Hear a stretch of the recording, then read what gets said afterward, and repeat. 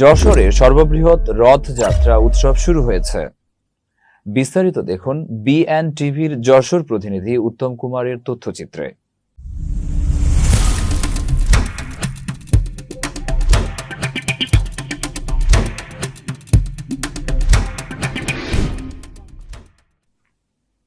দেশের হিন্দু সম্প্রদায় জগন্নাথ দেবের রথযাত্রা উৎসব উদযাপন আজ। আন্তর্জাতিক কৃষ্ণ ভাবনামৃত সংঘের ইসকনের উদ্যোগে সারা দেশে 128টি রথযাত্রা উৎসব অনুষ্ঠিত হয়। যশোর জেলার বিভিন্ন স্থানে সনাতন ধর্মাবলম্বীদের অন্যতম প্রধান ধর্মীয় উৎসব শ্রী শ্রী জগন্নাথ দেবের রথযাত্রা আজ ধর্মীয় ভাবগাম্ভীর্য ও উৎসবমুখর পরিবেশে উদযাপিত হয়েছে। যশোর সদর উপজেলার চাচড়া ইউনিয়নের ইসকন মন্দির ও বেজপাড়া মন্দিরে এই ঐতিহ্যবাহী রথযাত্রা উৎসব ঘিরে ভক্ত ও দর্শনার্থীদের ঢল নামে। সকাল থেকেই মন্দির প্রাঙ্গণে ভক্তদের ভিড় লক্ষ্য করা যায়।